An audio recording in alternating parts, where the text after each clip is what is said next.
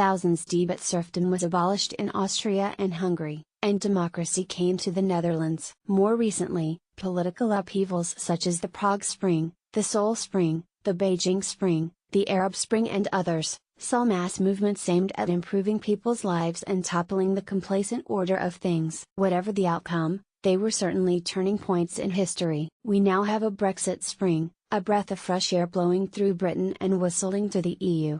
The quaking of boots in Brussels is palpable. This is why Brexit Britain is so reviled by the Eurotrash establishment in the UK and by the Brussels machine and those who profit from it, in particular Germany and France, who are terrified it might spread. A Brexit looks to shake up the establishment, and the EU elites will dislike this. We now have a Brexit Spring, a breath of fresh air blowing through Britain and whistling to the EU. The settled regime of managed, relative decline is being shaken, and the elites fear that they will no longer be able to cut themselves an ever larger slice of the shrinking cake. Just as John Locke, the great English philosopher, inspired the Americans to create a land of liberty and opportunity, the UK will be a beacon of light and liberty shining upon Europe as post-Brexit Britain enjoys newly won political and economic freedoms. As future British governments adopt the possibilities of free trade around the globe and free markets at home, of cutting tariffs to reduce the cost of living, of better tariff regulation and control of our farms and fisheries,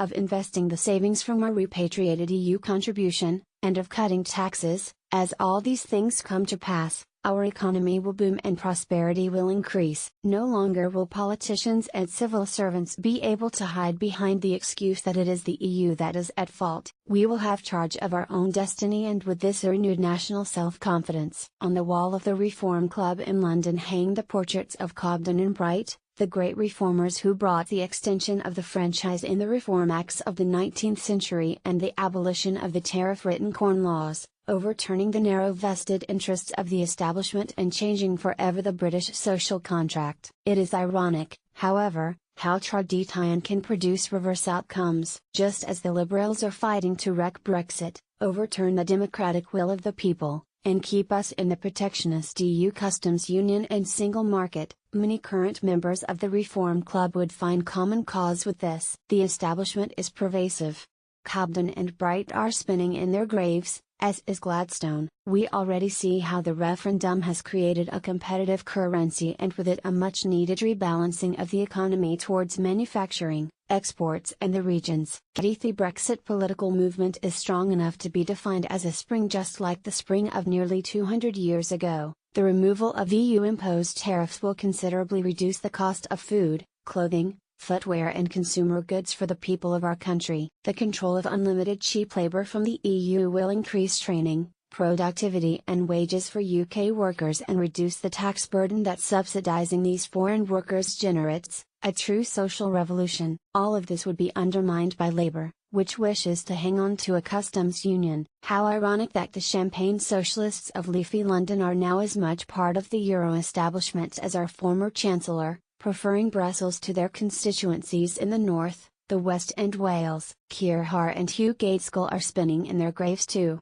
Putting aside the institutionalized Europhiles and those who will be recidivist, let us be optimistic. The future is bright, the future is Brexit. But let us also be vigilant.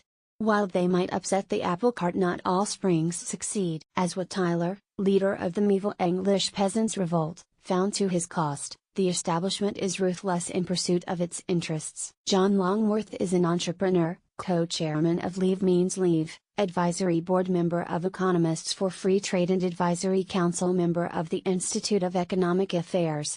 He is former Director General of the British Chambers of Commerce. Removal of EU-imposed tariffs will reduce many of our daily costs.